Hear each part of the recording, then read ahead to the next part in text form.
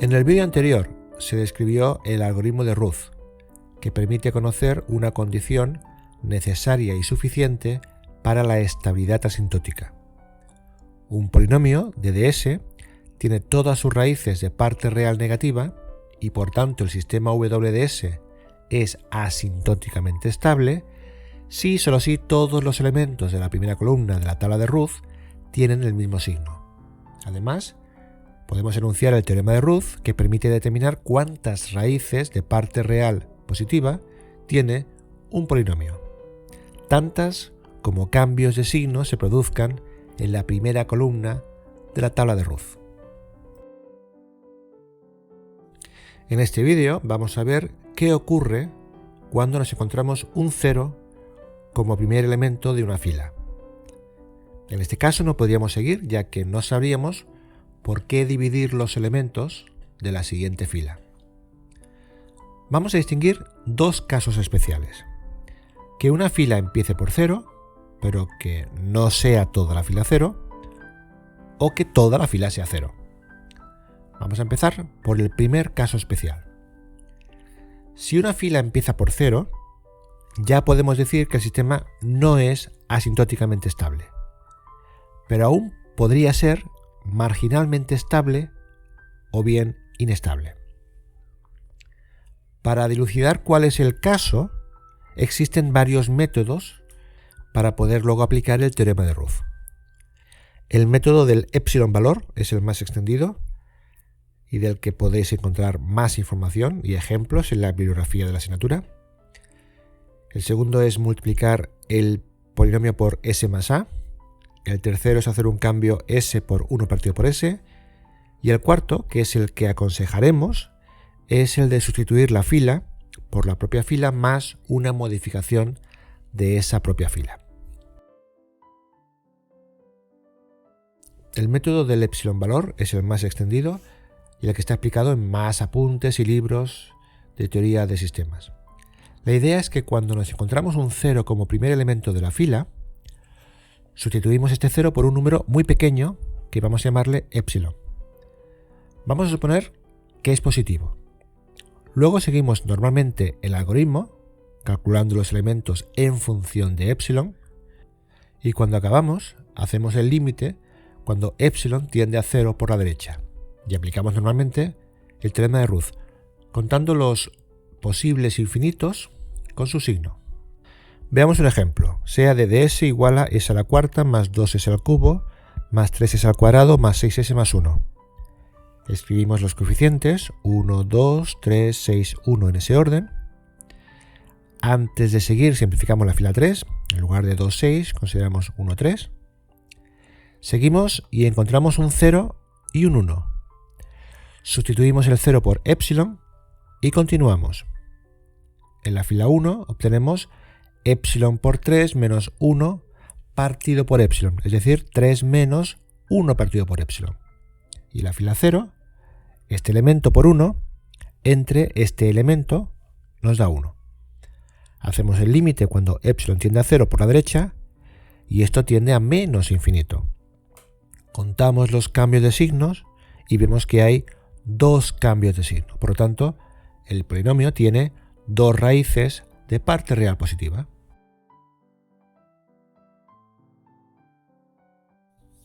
Solo por citarlo, hay otro método cuando nos encontramos un 0 y es multiplicar el polinomio por el binomio s más a, con a positivo.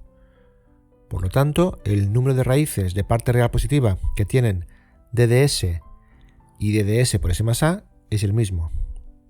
Aplicamos el algoritmo de Ruth y si a es adecuado, ya no habrá ceros. Veamos el mismo ejemplo de antes.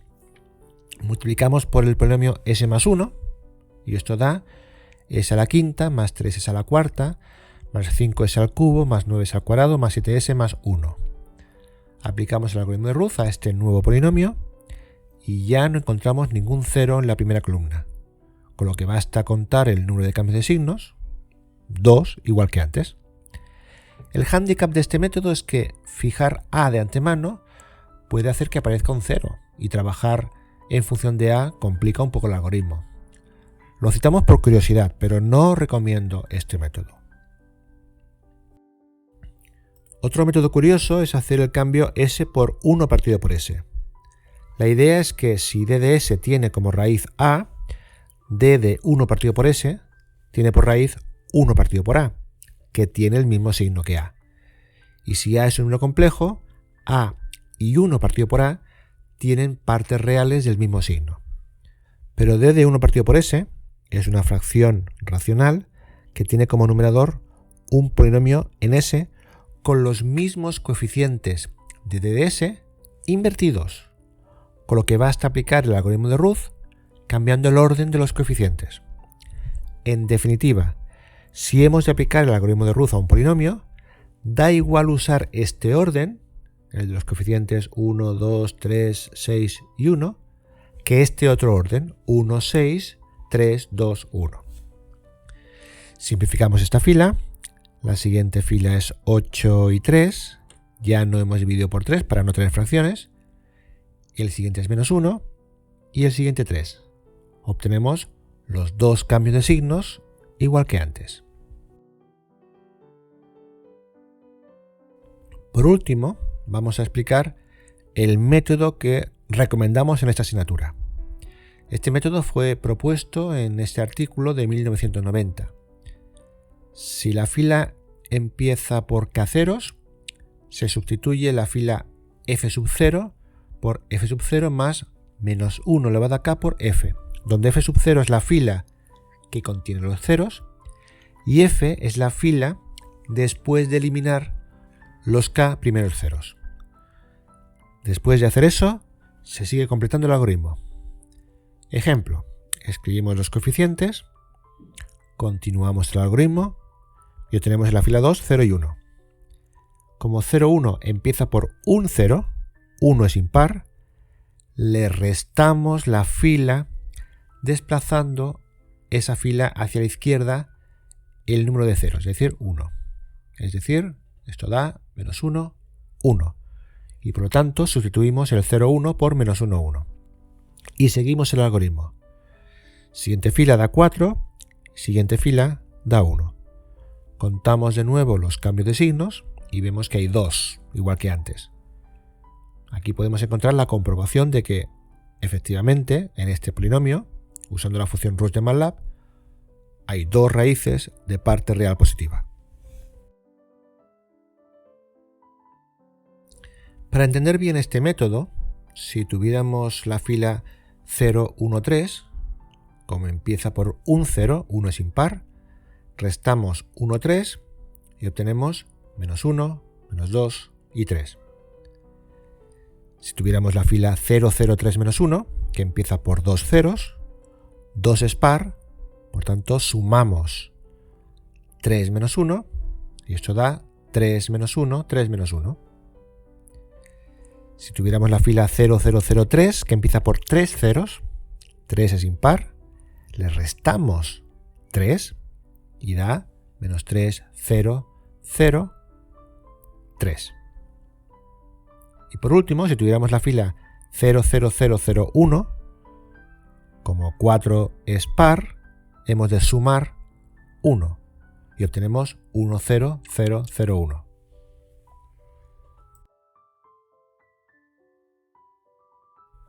Vamos a ver qué pasa si toda la fila es 0. En este caso no es aplicable el método que acabamos de ver.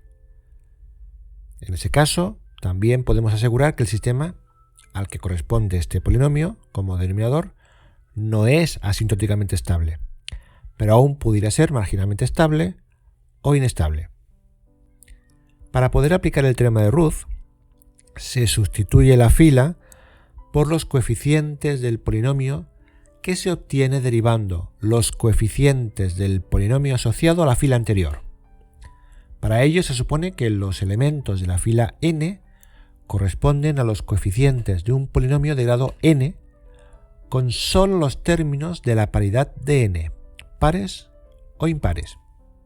Por ejemplo, si la fila 3 tuviera los elementos 1 y 3 y la fila 2 obtuviera un 0, 0, voy a la fila anterior, la fila 3, y considero estos elementos como los coeficientes de un polinomio impar de grado 3.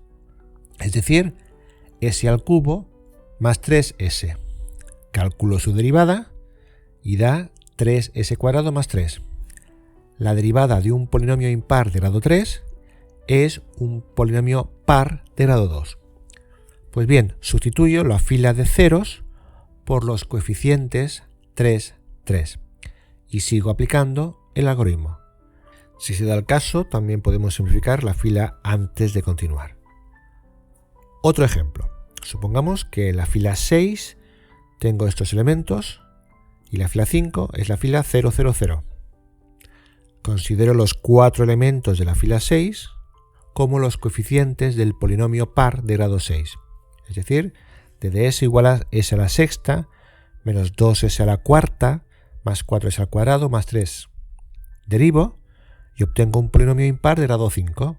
De prima de s igual a 6s a la quinta menos 8s al cubo más 8s. Cuando digo polinomio par me refiero que solo hay potencias pares de s. Y cuando digo polinomio impar me refiero que solo hay potencias impares de s. Por lo tanto, sustituyo la fila de ceros por 6, menos 8 y 8. O lo que es equivalente, por 3, menos 4 y 4. Y continuamos con el algoritmo.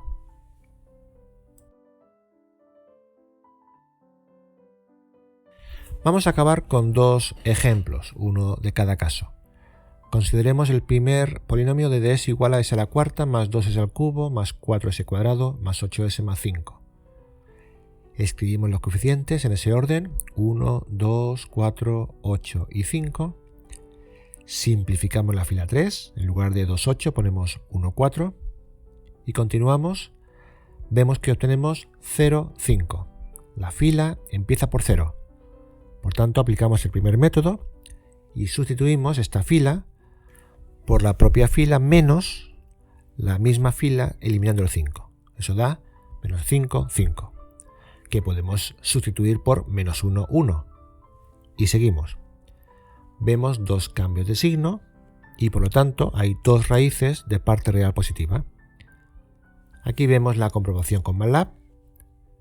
Y de nuevo, si consideramos un sistema que tenga como denominador este polinomio y calculamos la respuesta de escalón, el sistema es inestable, como se observa en la figura. En este último ejemplo, colocamos los coeficientes 1, 3, 3, 3, 2. Simplificamos la fila. En lugar de 3, 3 ponemos 1, 1. Y obtenemos un 0, que como es el único elemento de la fila, estamos en el segundo caso especial. Vamos a la fila anterior, consideramos los coeficientes como un polinomio par de grado 2, s al cuadrado más 1. Derivamos, es 2s, y por tanto obtenemos un polinomio impar de grado 1. Sustituimos el 0 por el 2, o de hecho por cualquier número positivo, ya que solo hay un elemento en la fila, y seguimos el algoritmo. Obtenemos 2 por 1, entre 2 igual a 1. Vemos que no hay cambios de signos, por lo tanto no hay raíces de parte real positiva. No obstante, no puede ser que todas las raíces tengan parte real negativa, ya que en este caso nunca hubiéramos obtenido un 0 en esta columna.